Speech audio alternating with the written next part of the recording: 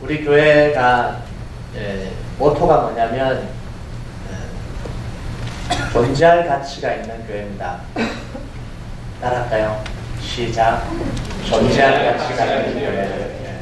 신앙생활하면서 우리 교회가 뭘 추구하고 있는지는 알아야 되잖아요, 그죠? 존재할 가치가 있는 교회.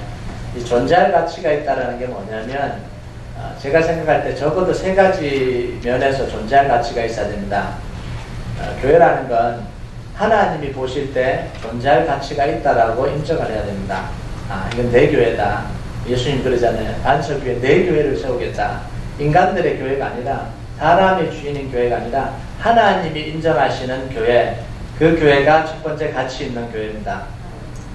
두 번째는 뭐냐면 우리 함께 신앙생활하는 성도들이 생각할 때 이건 가치 있는 교회다 이렇게 생각을 해야 됩니다.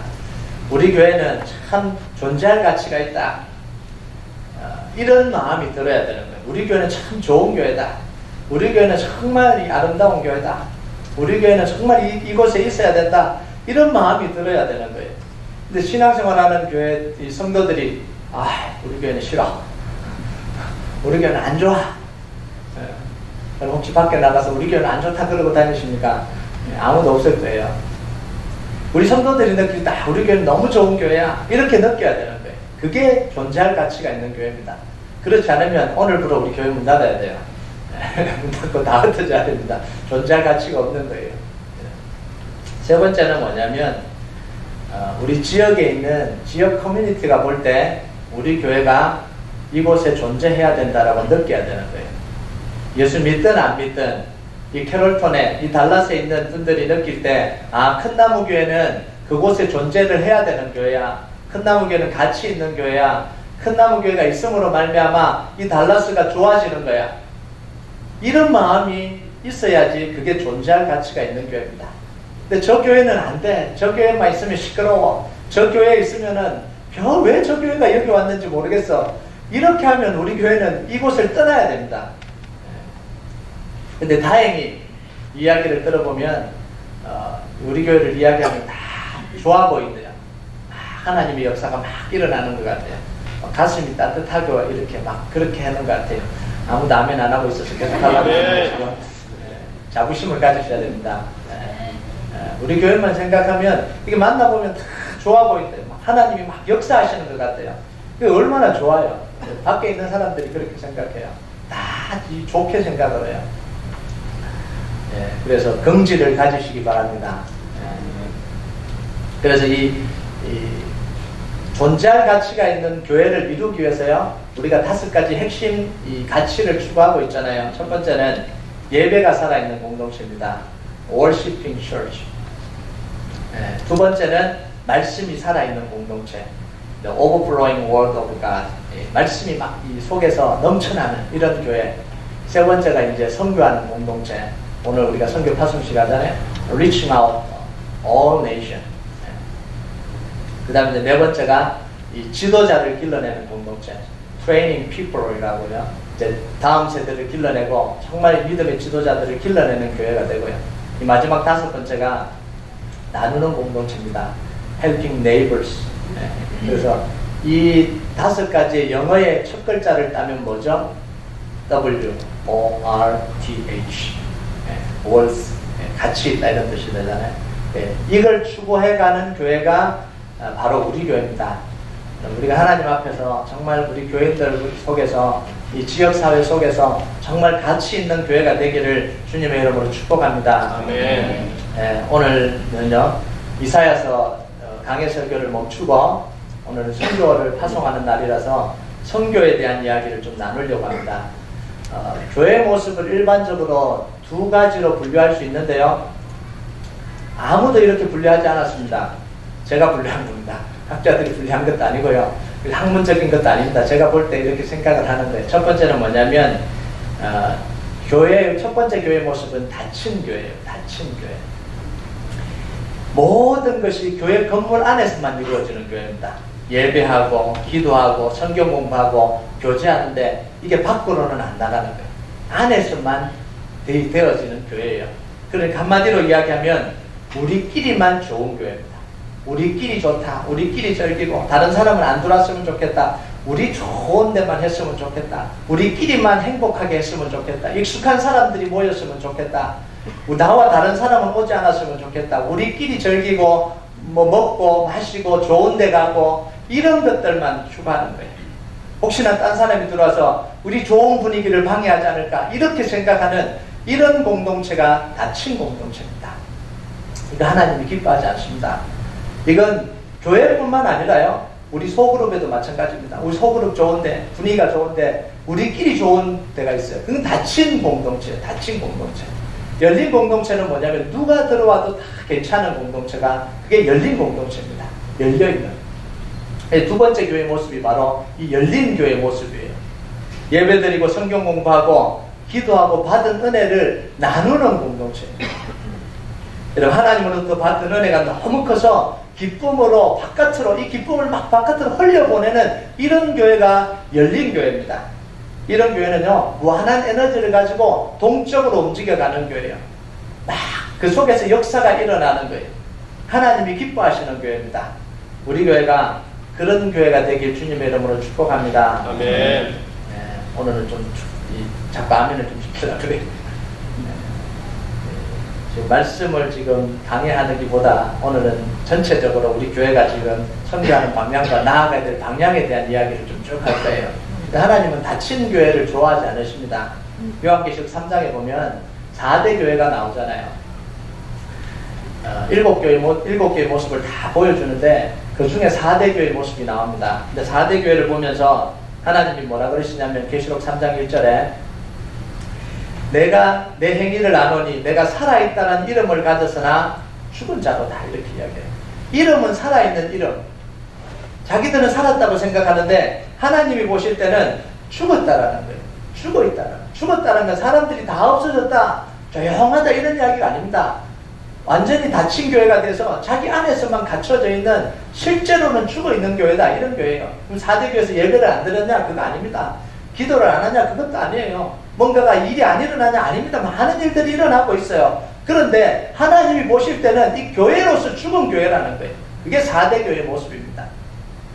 또 하나 교회 모습이 나오는데 그게 뭐냐면 라오디게아 교회의 모습이잖아요.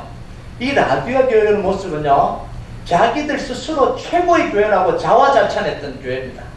우리는 부자다, 부유하다, 부족한 게 없다, 우리끼리 너무너무 좋다, 이런 교회는 없다 이러면서 자기들끼리 막 칭찬했던 교회가 뭐냐면 이 라오디게아 교회입니다. 그런데 하나님은 전혀 다른 평가를 합니다. 계시록 3장 17절에 보면요, 같이 한번 읽어볼까요? 시작. 내가 말하기를 나는 부자라 부유하여 부족한 것이 없다나 몽고한 것과 가련한 것과 가난한 것과 눈먼 것과 벌거벗은 것을 알지 못하는도다. 자기들은 뭐예요? 부자다, 부유하다, 너무 좋다, 우리 안에 예배도 너무 좋고 성경 공부도 너무 좋고 우리 멤버들도 너무 좋아, 이런 교회는 세상에 없을 거야. 그렇게 하는데 예수님은 뭐라 그러십니까? 가난하다, 눈멀었다, 벌거벗었다. 너네 교회 모습이 그거다. 근데 못 보고 있다. 이런 이야기를 하는 거예요. 자기들끼리 좋은데 해야 되는 역할을 제대로 안 하고 있다라는 이야기입니다. 그래서 우리가 끊임없이 어디로 가야 되냐면 열린 교회로 가야 되는 거예요. 우리끼리 좋고 우리끼리 잘하고 우리끼리 막 행복하고 이걸로는 안 되는 거예요. 그래서 이번에도 우리 교회가 힘들었지만 한인체전할 때 또 도시락을 180개 만들어서 또 보내는 이유가 뭐예요? 자꾸만 바깥으로 열려 있으려고 그러는 거예요. 함께 하려고 그러는 거예요.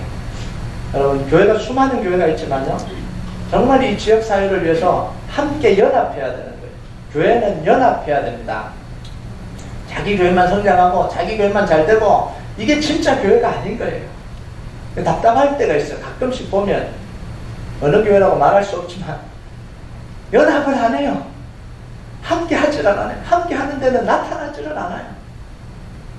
지역사회를 위해서 함께 일해야 되는데 함께 일해야 될 때 좀 교회를 희생하더라도, 교회를 희생한다는 표현이 좀 그렇긴 한데요, 함께 하는 게 중요한 거예요. 함께 이 일에 동참하는 게 중요한 거예요. 그래서 앞으로도 우리 교회는 계속해서 함께 해갈 겁니다. 우리가 할 수 있는 한 계속해서 섬겨야 될 부분을 섬기고요. 안으로만 갇혀있는 교회가 아니라 밖으로 열려지는 교회, 섬기는 교회가 되어갈 겁니다. 여러분, 그래서 라오디게아 교회를 향해서 하나님이 뭐라 그러시냐면, 내가 내 행위를 아노니 내가 차지도 아니하고 뜨겁지도 아니하도다. 내가 차든지 뜨겁든지 하기를 원하노라. 내가 이같이 미지근하여 뜨겁지도 아니하고 차지도 아니하니 내 입에서 너를 토하여 버리리라.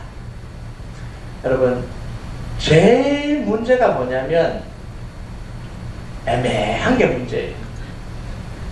잘하든지 못하든지 해야 되는데 하는 것도 아니고 안 하는 것도 아니고, 이게 제일 문제예요. 차라리 아예 안 해버리면 되는데 안 해버리지도 않고, 차라리 열심히 하면 좋은데 그러지도 않고, 이 중앙선을 마지노선을 싹 달리면서 이게 싹 가면서 이게 참 힘든 거예요. 이렇게 신앙생활을 하면요, 변화가 일어날 수가 없어요. 누군가 이렇게 뭐나 그러려 그래도 안 하는 게 아니잖아요. 안 하면 왜 안 하냐 이렇게 할 수 있는데 안 하는 게 아니에요. 그러니까 중간쯤 타고 있는 거예요. 이 야단을 칠 수도 없어요. 이 자녀들을 보면요, 열심히 하는 것도 아니고 안 하는 것도 아니면 딱히 이렇게 왜 열심히 안 하냐 그러려고 보니까 뭔가를 하고 있어요. 뭔가를 하고 있으니까 자녀들을 야단 칠 수가 없잖아요. 그렇다고 열심히 하는 것도 아니고.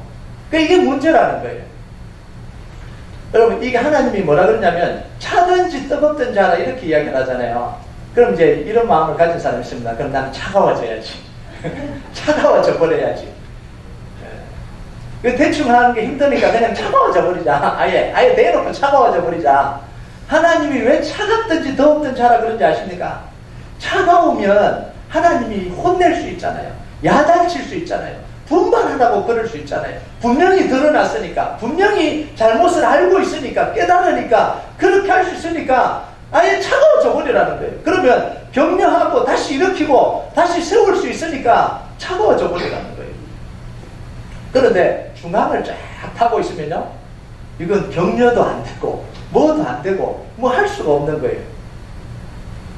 그래서 이 믿음도 마찬가지예요. 정말 우리가 믿음 생활할 때 정말 열심히 하든지 정말 차가워지든지 둘 중에 하나 하시기 바랍니다. 애매하게 하지 마시고요. 애매하게 하면 다 힘들어요. 나도 힘들고 목회자도 힘들어요. 분위기도 애매해져요. 여러분, 기도하러 나왔으면 열심히 기도하는 게 그게 은혜잖아요.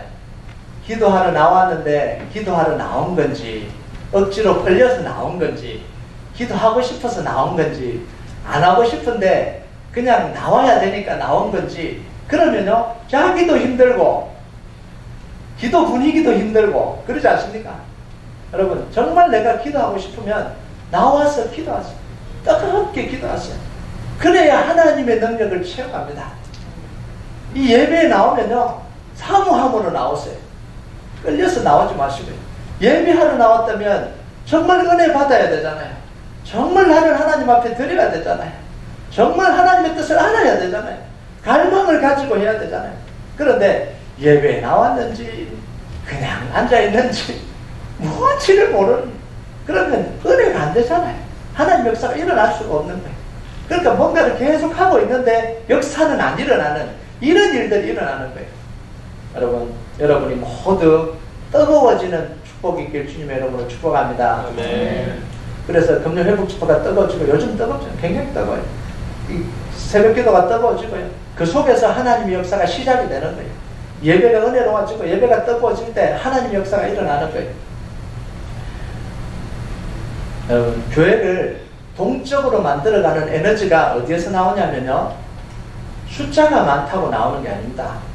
사람들이 많아지면 동적으로 되겠구나, 그러지 않습니다. 재정이 넉넉해지면 교회가 많은 일을 하고 동적으로 되겠구나, 이렇게 생각하는데요, 그게 아닙니다. 여러분, 교회를 움직여가는 데 있어서 많은 사람과 이 재정은 정말 중요한 필수적인 요소 중에 하나입니다. 이걸 무시할 수가 없어요. 자, 그런데 그것 자체가 교회를 움직여가는 건 아닙니다. 교회가 커졌다고 자연스럽게, 그냥 사람들이 많다고 자연스럽게 동적이 되는 게 아니에요. 많은 돈이 있다 그래서 자연스럽게 되는 게 아닙니다. 교회를 움직여라는 에너지는 어디서 나오냐면 성령님의 역사에서 나옵니다. 그걸 믿으십니까? 네. 여기서부터 시작해야 되는 거예요. 여러분, 최초의 예루살렘 교회가 어떻게 탄생했습니까? 돈으로 교회 세웠습니까? 아니잖아요. 사람들을 모으고 교회하자 그랬습니까? 아니잖아요. 120명의 이 제자들이 마가의 다락방에 모였어요. 좁은 그 다락방에 모였어요. 그때 예루살렘에 있는 그 교회를 비하면 얼마나 초라한 교회입니까? 120명이요.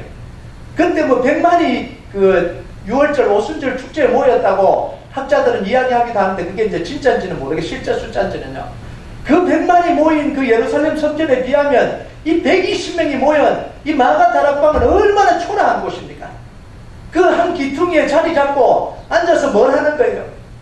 예수님이 말씀하신, 약속하신 그 성령님이 오시기를 기다리고 기도하고 있는 거예요. 오로지 기도에 힘쓰고 기도하고 있는 거예요. 근데 성령이 임하고 난 뒤에 이 교회가 달라져 버렸잖아요. 사람들이 정적이었던 사람이 역동적으로 되어버리고요. 닫힌 사람들이 열린 사람들이 되어버렸지 않습니까? 그걸 통해서 그 120명의 사람들을 통해서 이 예루살렘이 변화되고 뒤집어지잖아요. 예루살렘이 완전히 뒤집어져 버리잖아요. 여러분, 오순절 성령님이 그들에게 임하고 난 뒤에 예수님 이야기를 단 한마디도 못했던 이 사람들이 거리로 뛰쳐나가서 예수님 이야기를 하지 않습니까? 베드로는 담대하게 서서 유대인들에게 외치잖아요. 당신들이 죽인 예수님이 메시아였다라는 거예요. 우리가 그렇게 기다리던 그 메시아가 바로 예수님인데 당신들의 손으로 죽여서 십자가에 못 박아버렸다는 거예요. 이거 어찌할 거냐는 거예요. 그런데 하나님이 그 예수님을 무덤에서 일으키시고 죽음에서 일으켜서 우리 주와 그리스도가 되게 하셨다라는 거예요. 정말 이 위험한 발언을 지금 하고 있는 거 아닙니까? 이걸 유대인들에게서만 했습니까? 사내들인 궁에 잡혀갔을 때도 제사장들과 대제사장들과 이 종교 지도자들, 이 사람들이 누구예요? 예수님을 십자가에 못 박여주는 당사자들 아닙니까? 그 사람들 앞에서 뭐냐면 당신들이 메시아 죽였다는, 당신들이 예수님 죽였다라는 거예요. 그러니까 박해를 하고 옥에 가두고 말을 못하게 채찍으로 치니까 다시는 이야기하지 마라 그러니까 뭐라고 이야기합니까? 내가 사람의 말 듣는 게 옳으냐 하나님 말 듣는 게 옳으냐 한번 이야기해봐라. 그러고 그러지 않습니까? 그 당시에요. 그만하면 당장 죽을 수도 있는 그런 상황인데 그 속에 하나님이 주신 이 성령의 능력을 주체하지 못해서 쏟아내지 않습니까? 네. 여러분, 또 하나의 모습이 뭐냐면 사도행전 2장 44절에서 47절까지 모습이에요. 믿는 사람이 다 함께 있어 모든 물건을 서로 통용하고 또 재산과 소유를 팔아 각 사람의 필요를 나눠주며 날마다 마음을 같이하여 성전에 모이기를 힘쓰고 집에서 떡을 떼며 기쁨과 순전한 마음으로 음식을 먹고 하나님을 찬미하며 또 온 백성에게 칭송을 받으니 주께서 구원받는 사람을 날마다 더하게 하시니라. 이 말씀 굉장히 중요한 말씀입니다. 이게 누가 시킨 거 아니잖아요. 성령님의 은혜가 임하고 나니까 스스로 하고 싶은 마음이 생긴 겁니다. 사람들의 눈빛이 달라진 거예요.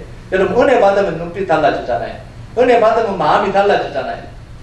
이 마음 속에 주체할 수 있는 없는 이 기쁨이 생겨서 다른 사람과 나누고 싶은 마음이 생기는 거예요. 나누어 줄 게 있으면 하나라도 나눠주고 싶은 거예요. 필요한 사람이 보이면 도와주고 싶은 거예요. 내가 많이 가지고 있지도 않았는데 도와주고 싶은 거예요. 그런 마음이 드는 걸 어떡합니까? 그러면 집에 있는 거 하나 가져와서 이 필요한 사람에게 나눠주기도 하는 거예요.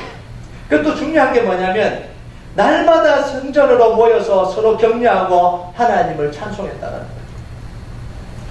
여러분, 성전에 모여서 날마다 은혜 받고 찬송하고 기도하니까 하나님이 부어주신 은혜가 가득 차니까요, 자기 걸 나누기 시작하는 거예요. 힘든 사람이 보이기 시작하는 거예요. 도와줘야 되는 사람이 보이기 시작하는 거예요. 그러니까 성전에서는 은혜 받고 예배에서는 은혜 받고 삶 속에서 나누는 역사들이 일어나는 거예요. 그런데요, 오늘 현대는요, 모이는 게 힘들어요. 모이는 것 자체가 힘들어요. 모이는데 힘 다 빼버립니다. 한번 모이자 그러면 왜 그렇게 힘든지요? 모여서 은혜 받고 일을 해야 되는데 모이는 것 자체가 힘드니까 이 역동성이 일어날 수가 없잖아요. 여러분, 말세가 될수록요, 이 마지막 날이 될수록 우리가 뭘 하라고요? 모이기를 힘쓰라는 거예요. 모이기를 힘쓰라는 거예요. 우리 안에 이 사단은요, 모이는 은혜를 다 빼앗아 가버리려고 그럽니다. 나쁘다는 핑계로 모이는 걸 다 빼앗아가 버립니다. 왜냐하면 모여서 기도하고 모여서 말씀 듣고 모여서 하나님의 은혜를 받으면 역사가 일어나니까 그런 거예요. 근데 다른 곳에 다 분산시켜 버리는 거예요. 다른 거 할 때는 다 모여도요, 예배하고 기도하고 은혜 받자 그러면 안 모여요. 이게 말씀이에요. 이게 마지막 때 현상입니다. 여러분, 그런데요, 모이는 교회 속에 하나님이 역사하십니다. 아멘. 기도회로 모이고 예배로 모이고 이 함께 성경 공부하기 위해서 모이는 교회 속에 그 속에 성령님이 역사하시는 거예요.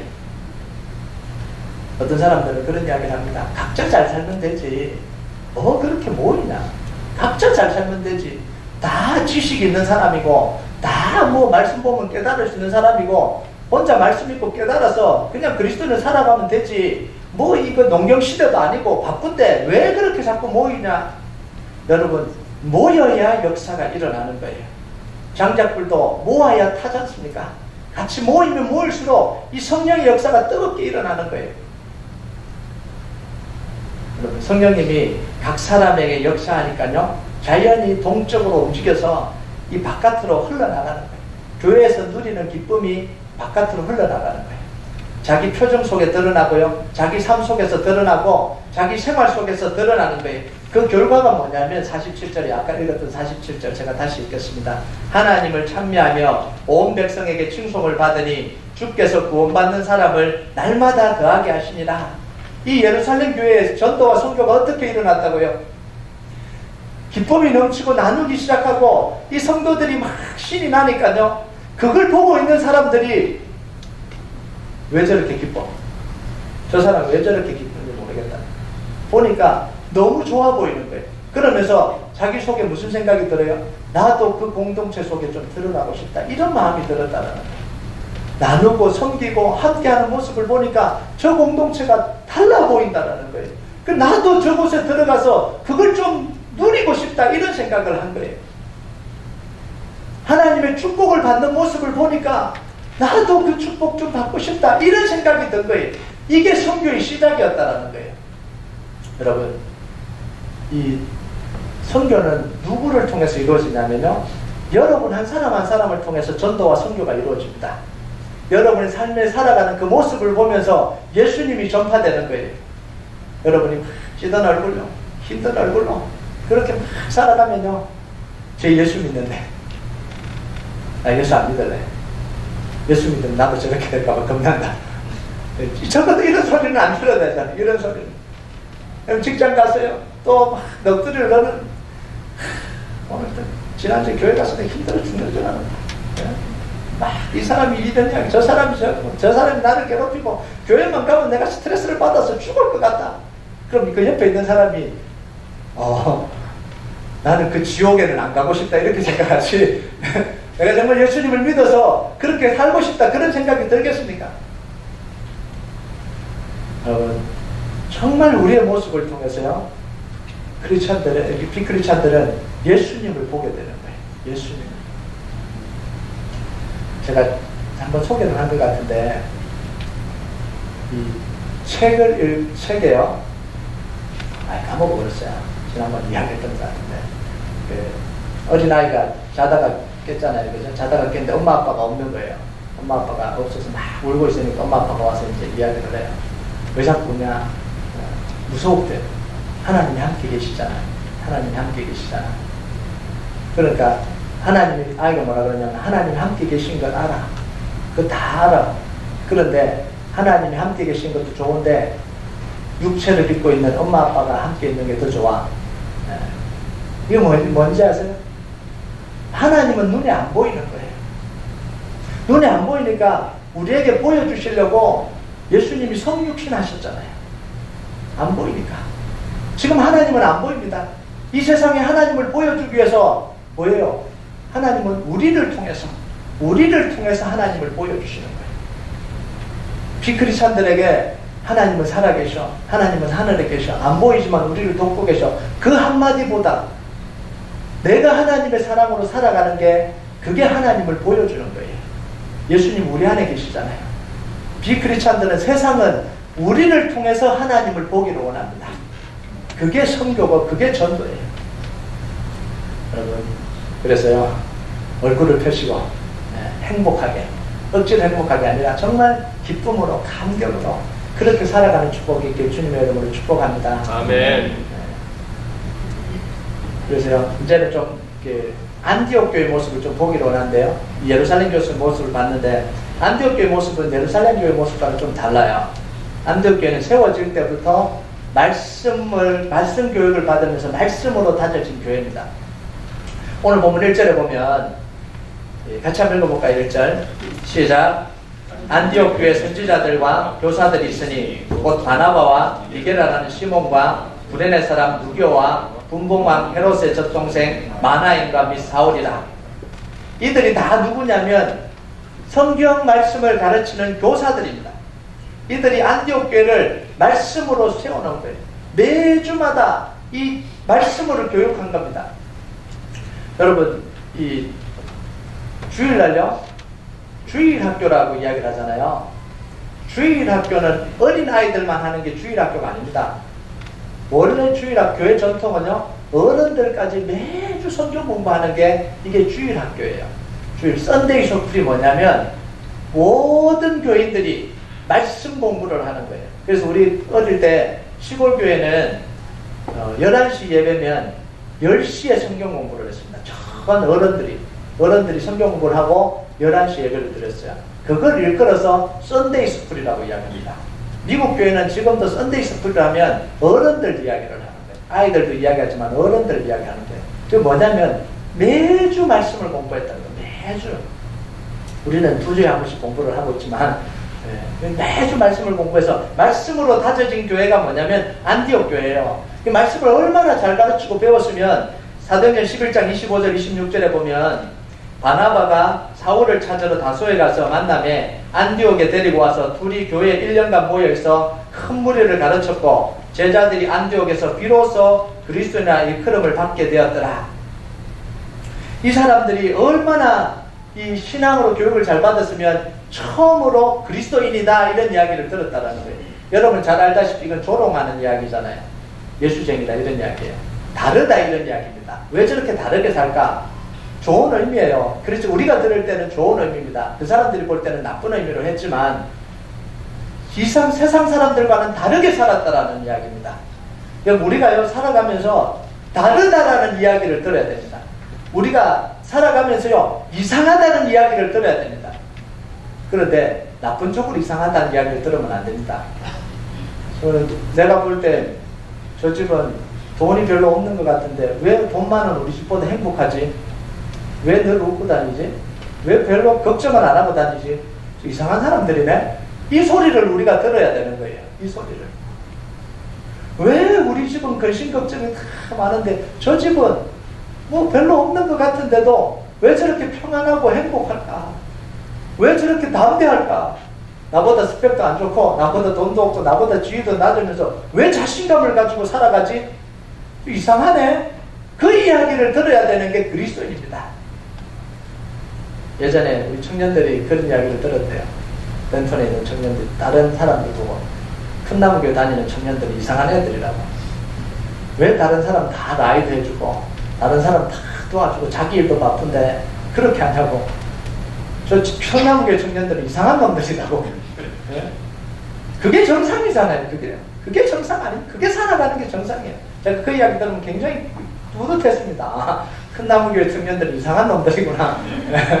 네. 여러분 우리 큰나무교회 성도는 다 이상한 사람이 되길 주님으로 축복합니다. 네.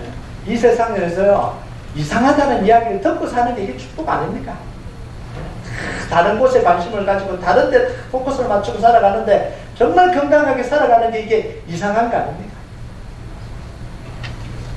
그럼 오늘 본문 2절을 보면요 갑자기 이들이 금식을 시작합니다. 여러분 보통 언제 금식하죠? 행복할 때 금식하십니까? 좋을 때 금식하십니까? 너무너무 좋은 일들이 많을 때 금식하십니까? 절대 금식 안 하죠. 좋은 일 있으면 좋은 거 먹으러 가고 여행 가고 놀러 가고 다 하죠. 좋을 때 금식하는 사람 한 사람도 없어요. 언제 금식합니까? 일이 잘 안 풀릴 때 그때 금식하잖아요. 심각해질 때 금식하잖아요. 급한 일이 생길 때 금식하잖아요. 진짜 죽을 것 같을 때 그럴 때 금식하잖아요. 이런 이유 때문이라면 안디옥 교회는 금식할 이유가 없는 교회예요. 금식할 필요가 없습니다. 안디옥 교회에 문제가 있다면 너무 잘 돼서 문제예요. 교회가 너무 잘 성장해서 문제고요. 너무 잘 돼서 문제고 너무 행복해서 문제예요. 그런데 왜 이들이 금식을 시작한 걸까요? 아무 문제도 없는데 왜 금식을 했을까요? 2절에 보면요.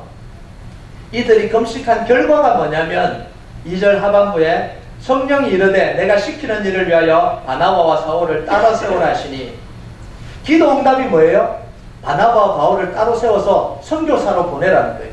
그러면 무슨 기도를 했다라는 겁니까? 이들 기도 응답이 이거라면 무슨 기도를 했다라는 거예요? 이 안디옥 교회가요. 하나님, 우리가 하나님을 위해서 할 수 있는 게 뭘까요? 그 기도를 했다라는 거예요. 안디옥 교회 성도들이 말씀을 통해서 은혜를 받고 계속해서 은혜를 받다 보니까 무슨 생각이 들었냐면 은혜 받고 이제 우리가 뭐 하지? 이런 생각이 드는 거예요. 이렇게 은혜를 받았는데 우리가 가만히 있을 수 있나? 이런 생각이 든 거예요. 너무 좋은데 우리가 이대로 가만히 있을 수 있나? 이런 생각이 드니까 금식하면서 하나님, 우리가 뭘 하기를 원하세요? 이 고민을 하기 시작한 겁니다. 여러분, 다윗이 고민이 이거 아닙니까? 하나님이 목동에서요 왕의 자리에 올려주셨습니다. 너무 큰 은혜를 받았거든요. 왕궁에 살다 보니까 갑자기 그 생각이 든 거예요.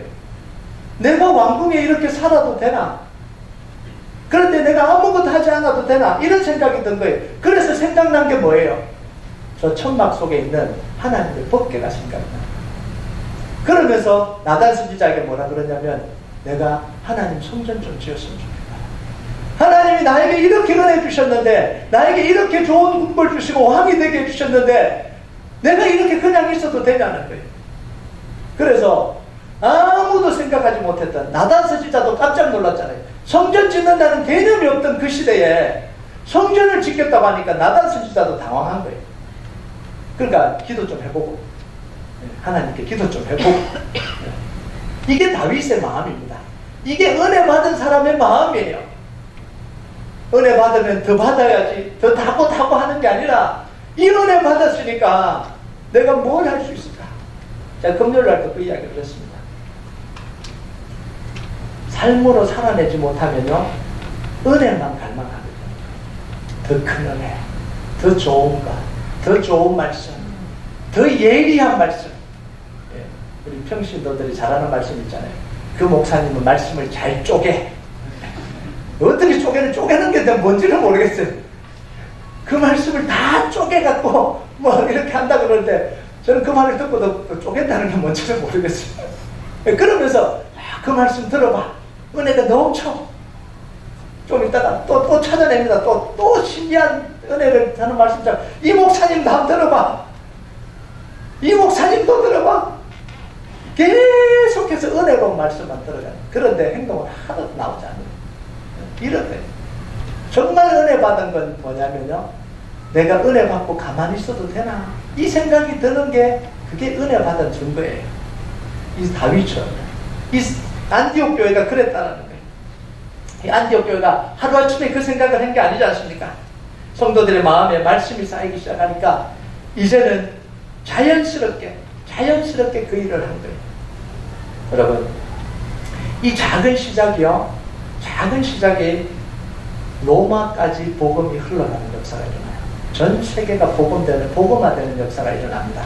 여러분, 안디옥 교회들이 은혜에 감사해서 금식 기도할 때, 그 바나바와 바울을 따로 세워서 선교를 보낼 때 그 시작이 로마가 복음화되는 그 일로 이어질 거라고 손톱만큼이라도 생각했겠습니까?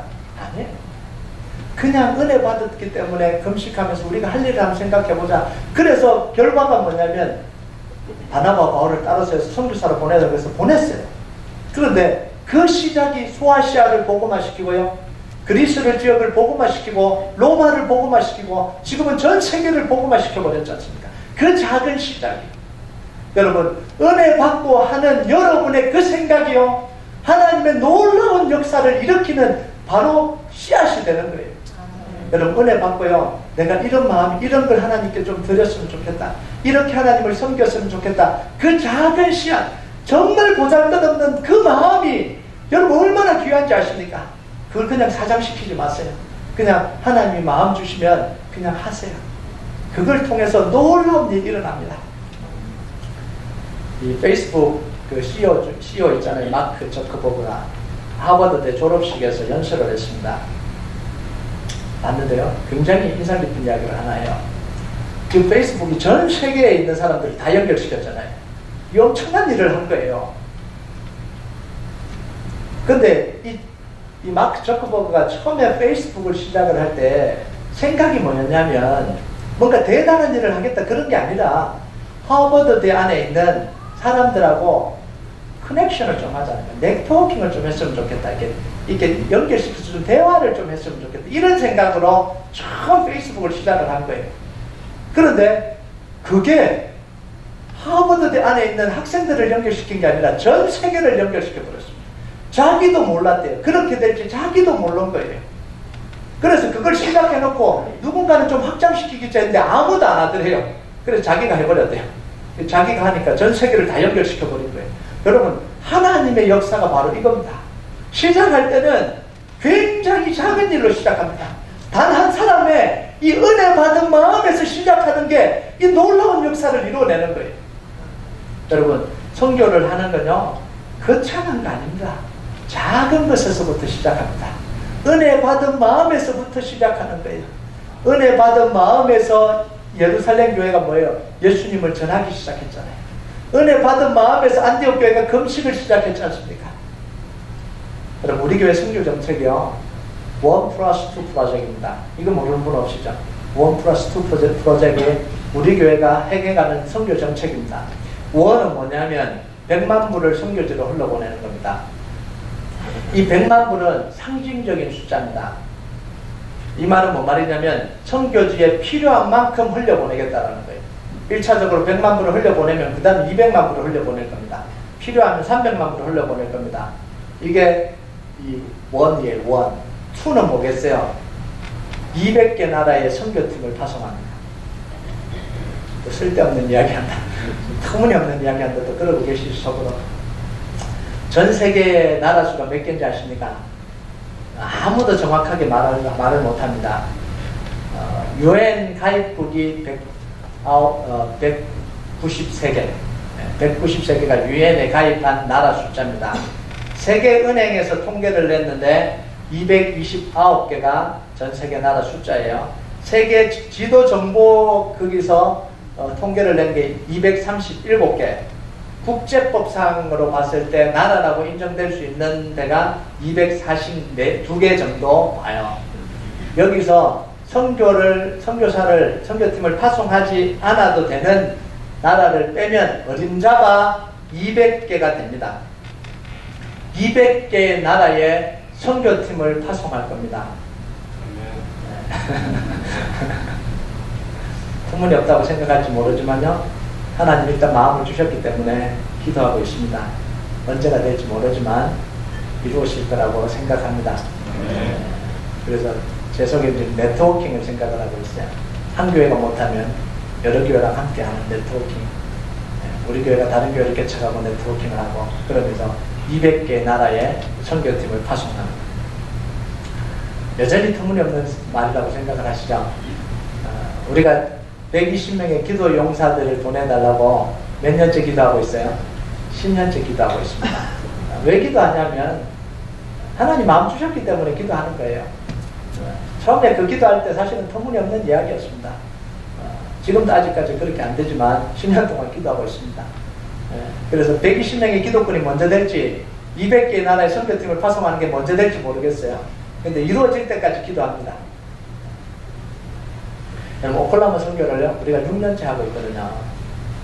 6년째 하고 있는데 6년 동안 선교의 수많은 결실들을 맺었습니다. 여러분, 처음 갈 때 여러분 그 선교 현장이 어땠는지 잘 모르시죠? 처음 갈 때 가니까 왜 왔냐는 식으로 우리를 바라봤어요. 그분들이 영어도 못하면서. 제가 인상 깊은, 우리가 선교를 첫 해하고 난 뒤에 그 지역의 신문에 기사를 냈습니다. 누가 썼냐면 그 교회 목사님 사모님이 글을 줘서 기사가 났어요. 그때 기사를 뭐를 냈냐면 영어도 못하는 사람들이 와서 열심히 해서 은혜가 됐다, 이렇게 나와요. 우리 영어도 못하는 사람이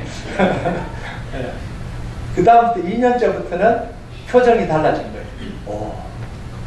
3년째부터는 안 오면 어떡하나, 우리가 안 가면 어떡하나, 그런 마음. 4년째부터는 이제는 샤워 시설을 자기들이 짓고 있더라고요. 우리 그 바깥 샤워 시설이지만 샤워 시설을 짓고요.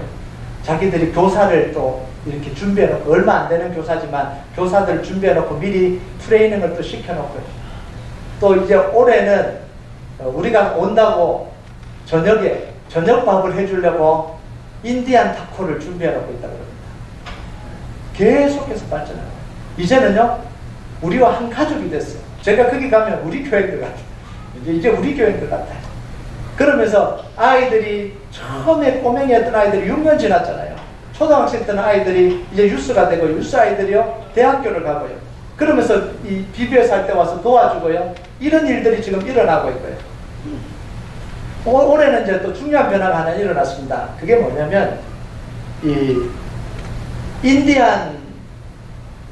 인디안인데 신학교를 가서 목사가 됐어요. 패스터가 됐는데, 그분이 유스사에 가는데 그분이 조인하기로 했습니다. 털사에 있는 분인데요. 근데 이분 이야기를 들어보니까 정말 자기가 그 인디안으로 어렵게 살았대요. 굉장히 힘든 상황 속에 살았대요. 그 인디안들이 겪을 수 있는, 아이들이 겪을 수 있는 그 모든 고통을 다 겪고 살았는데 자기는 그걸 오버컴했다는 거예요. 그래서 자기 안에 그 나누어질 감정이 너무 많다는 거예요. 그 막 자기들 익사이티드 하다고, 우리 선교 훈련하는데도 다 와서 같이 참여했습니다. 그 털사에서부터 운전해서 여기까지 왔어요. 다 참석했어요. 지금 그래서 이 선교 속에 하나님이 놀라운 역사를 지금 하고 있는 거예요. 뭐 우리가 뭐 데려온 것도 아니고 스스로 좀 동참했으면 좋겠다. 그래서 와서 지금 그 일을 하고 있는 거예요. 그 어린이부터요, 이 유스 사역, 그 다음에 어른들, 엘더케어 센터까지 우리가 전체를 지금 다 복음을 전하고 있는 거예요. 47명의 선교팀이 오늘 갑니다. 어린아이부터 어른에까지 47명이 가요. 이제는 선교팀이요, 이제 완전히 털이 딱 잡혔어요. 딱 하면 그냥 축축축축 선교가 지금 이루어져요. 제가 안 가도 되겠어요, 이제. 제가 이제 안 가도 될 만큼 이제 일어나는 거예요. 6년째 이제 가니까요. 근데 이제 올해부터 해외 선교지를 개척합니다. 멕시코에 해외 선교지를 이제 개척해서요, 8월 7일부터 3박 4일 동안 답사를 다녀옵니다. 멕시코 시티에서 한 2-3시간 들어가는 곳에 그 사역지가 있어서 제가 가서 선교지 돌아보고 복음 전하고 거기서 있다가 캔쿤으로 가서, 캔쿤에서 이제 또 선교지 돌아보고 달라스로 돌아옵니다. 3박 4일 동안 저하고 우리 선교 담당하시는 김문건 집사님과 같이 가게 될 텐데요. 그러면 이제 해외 선교가 시작이 됩니다. 내년부터는 해외 선교팀이 이제 파송되게 될 겁니다. 그래서 소망하기는 매년 한 나라씩 선교 나라를 개척을 하려고 해요. 매년 한 나라씩 개척하려고 합니다. 이것도 터무니없는 이야기일지도 모르겠지만 일단은 합니다.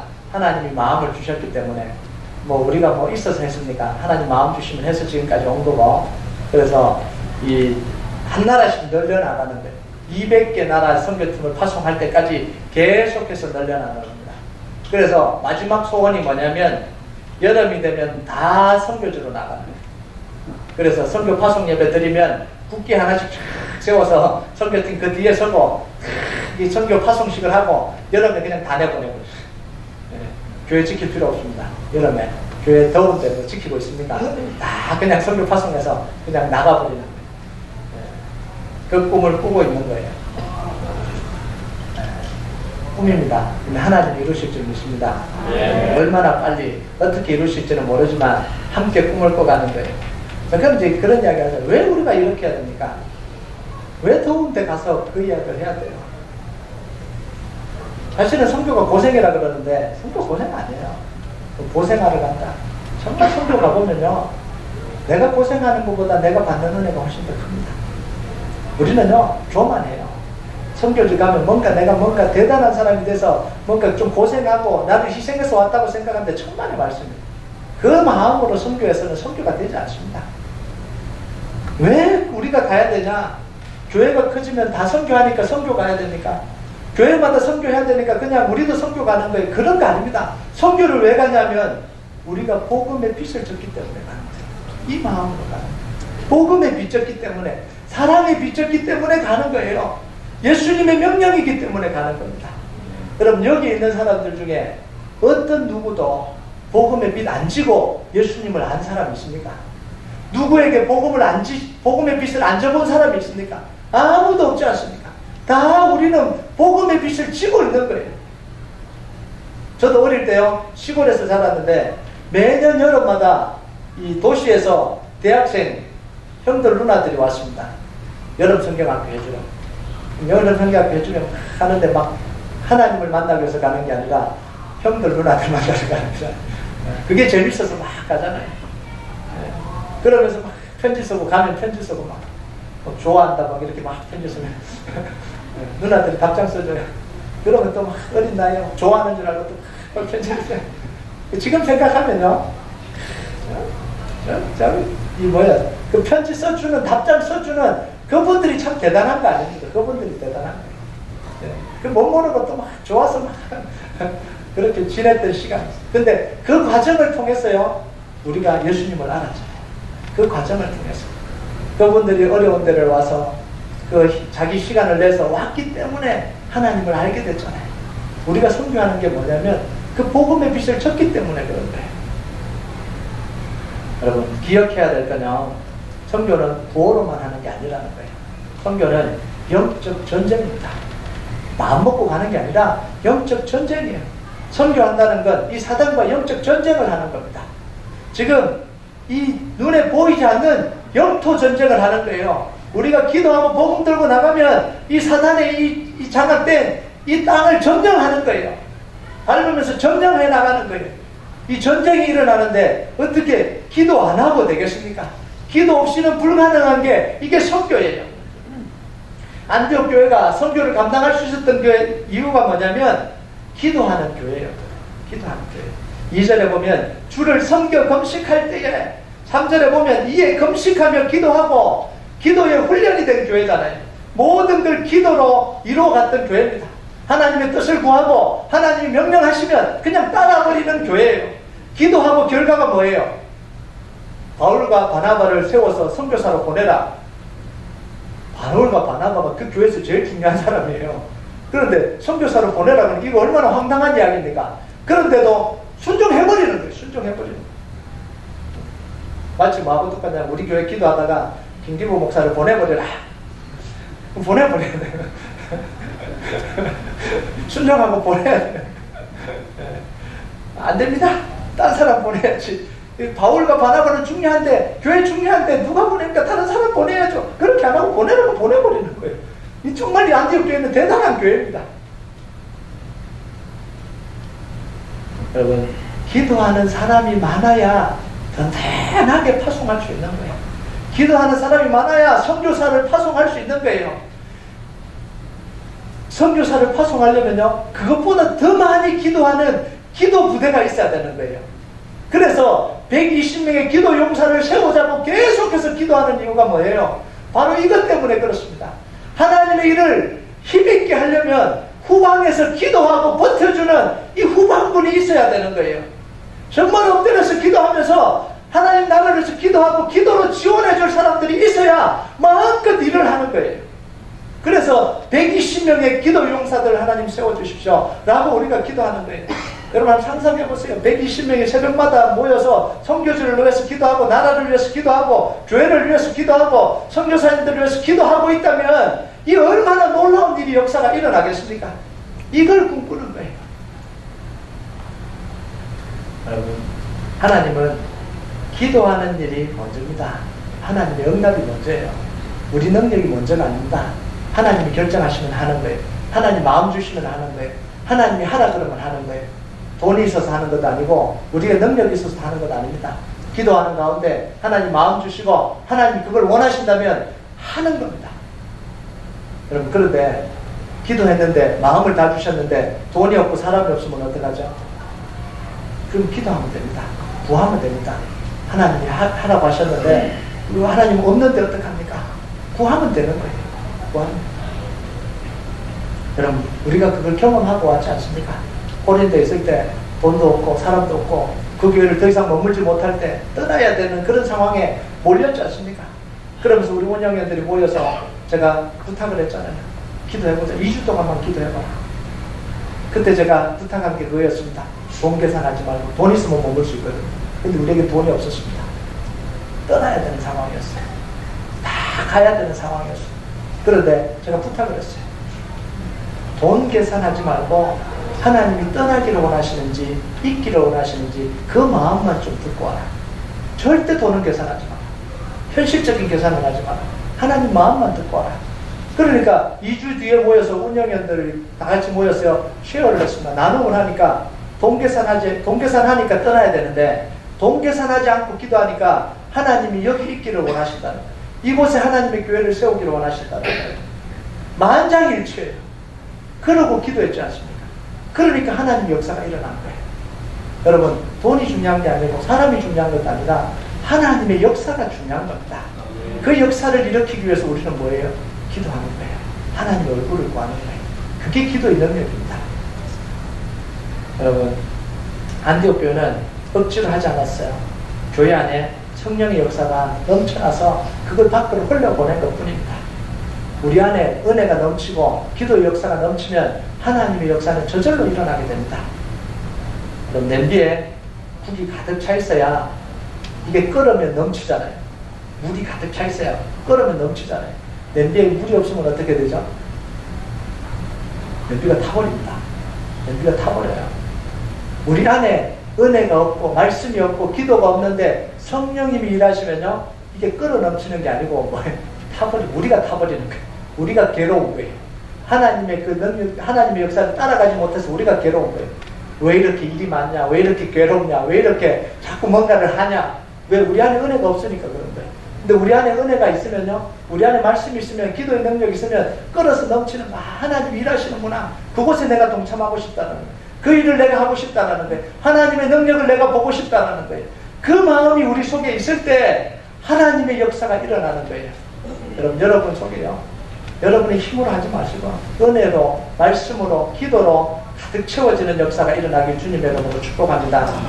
요즘 금요회복집회가 뜨거워지고 새벽기도가 얼마나 이 은혜로운지 몰라요. 여러분 참석하지 않는 분들도요, 새벽기도 오시고요, 금요회복집회 오시고요, 은혜를 체험하시기 바랍니다. 함께 기도하고 함께 하나님의 교회를 위해서 세워가는 축복이 있기를 바랍니다. 그리고요, 이제 선교팀 파송되는데 47명 파송합니다. 여러분 일주일 동안 기도해 주시고요, 정말 이 선교가 하나님 은혜 가운데 이루어지게 해달라고 여러분들이 기도하고 일주일을 지나시는 여러분 되시길 주님의 이름으로 축복합니다.